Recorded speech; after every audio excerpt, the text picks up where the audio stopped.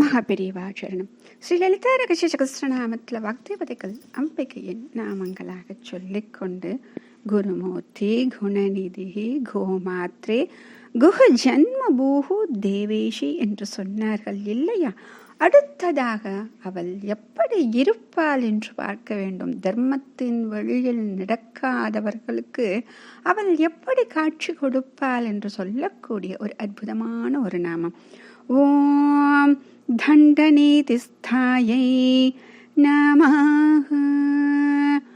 ஓம் தண்டநீதிஸ்தாயை நமஹ. இப்போ நம்ம இதை பிரிக்கிறது தண்டநீதி ஸ்தா. ஸ்தா அப்படின்னா நமக்கு தெரியும், நன்கு இருப்பவள், அங்கு அமர்ந்திருப்பவள் அப்படின்னு சொல்லிட்டு.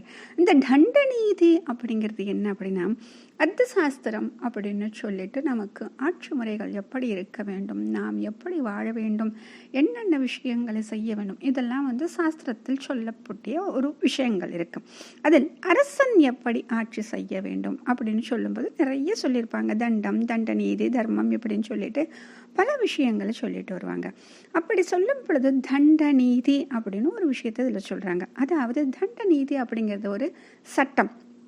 இந்த சட்டப்படி எந்தெந்த விஷயங்களை செய்யக்கூடாது, அப்படி செய்தால் அதற்கு தண்டனை அப்படின்னு சில வழிமுறைகள் அந்த தர்மங்கள் இதில் சொல்லப்பட்டிருக்கு. ஆக அந்த முறையில் இருப்பவள் தான் இவள். அதாவது தண்டநீதியாகவே இவள் இருக்கிறாள். இதுக்கு முன்னாடி நம்ம பார்த்தோம், புண்ணியா புண்ணியா பலப்பிரதா பார்த்தோம், நிஜாக்ஞாரூப நிகமான்னு பார்த்தோம். இந்த புண்ணியம் அப்புண்ணியம் இரண்டிற்கும் பலப்பிரதாவாக அவள் தான் இருக்கிறார் அப்படின்னு சொல்லியாச்சு. அடுத்தது நிகமத்தில், அதாவது வேதத்தில் சொல்லப்பட்டிருக்கிறது எவை வழிமுறைகள் நமக்கு சரியானவை, எவை தவறானவை அப்படின்னு சொல்லியிருக்காங்க. அடுத்தது வர்ணாசிரம விதாயினி அப்படின்னு சொல்லிட்டு அழகாக அவளே வகுத்து கொடுத்து விட்டாள். இந்தந்த வாழ்க்கை முறை இப்படி இப்படி இவர்களுக்கு என்று அழகாக வகுத்து கொடுத்து, இதை செய்தால் என்ன பலன், செய்யாவிட்டால் என்ன பலன் என்று அழகாக அதையும் சொல்லிவிட்டார். இப்போ நம்ம முதல்ல பார்த்த தராந்தோலித தீர்க்காட்சி, அதில் மீனாட்சி நம்ம பார்த்தோம் இல்லையா? மீனாட்சி சொல்லும் பொழுது மகாபெரிவா அழகாக சொல்வார், மீனாட்சி தான் ஷியாமலா, சாட்சாத் ஷியாமலா தான் மீனாட்சி தேவி அப்படின்னு சொல்லுவாங்க. அந்த ஷியாமலா தேவி சொல்லும் பொழுது மந்திரினி அப்படின்னு சொல்லுவோம்.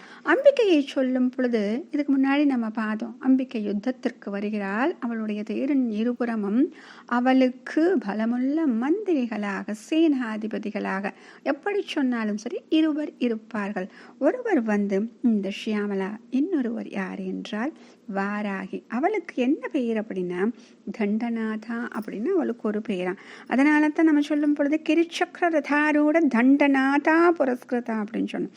காட்டுப்பன்றுகள் இருந்து இழுத்து செல்லும் ஒரு தேரில் முன்னால் வழிகாட்டு கொண்டு தண்டநாதா செல்கிறார். அதனால தான் அம்பிகை என்ன செய்கிறாளாம், ஆட்சி அதிகாரத்தை இவர்களிடம் ஒப்படைத்து விட்டு அந்த பக்தர்களுக்கு கருணை கடாட்சம் இதை செய்வது மட்டும் அவள் செய்து கொண்டிருக்கிறாள்.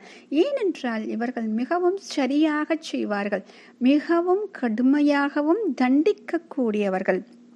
நம்ம முதல்ல யோகினிகளை பார்க்கும்போது பார்த்தோம், கட்வாங்காதி பிரகரணா அப்படின்னு சொல்லிட்டு டாகினியை பற்றி சொல்லும் பொழுது கட்வாங்கம் என்னும் ஆயுதத்தை கொண்டவள். அதாவது அந்த ஆயுதத்தில் தலையில கபாலம் கூட இருக்கும். அதை பார்ப்பதற்கே பசுலோக பயங்கரியை அப்படின்னு சொல்லிட்டு பசுலோகத்தில் இருப்பவர்கள் எல்லாம் நம்மெல்லாம் பயப்படக்கூடியவளாக இருப்பாள். ஆனால் அவளை விட இன்னும் பயத்தை தரக்கூடியவள். ஆனால் இந்த ஒரு விஷயம் என்ன புரிஞ்சுக்கணும் அப்படின்னா, இங்கு யாருக்கு பயம் உண்டாக வேண்டும் என்றால் தர்ம வழியில் நடக்காதவர்களுக்கு அவள் பயத்தை தரக்கூடிய ஸ்வரூபமாக இருக்கிறார். இதே நாம் நல்வழியில் சென்று கொண்டு இருந்தால், அவளை சதா சர்வகாலமும் பூஜை செய்தால், அவள் நமக்கு சாட்சாத் அந்த அம்பிகையிடம் அழைத்து செல்வதற்குரிய வழியை காண்பித்து நம்மை அழைத்து செல்கிறார். அதனால தான் சொல்றாங்க, இப்போதுக்குள்ள இந்த வாராகி வழிபாடு, பஞ்சமி வழிபாடு அப்படிங்கிறது ரொம்ப பிரசித்தமாக இருக்கு.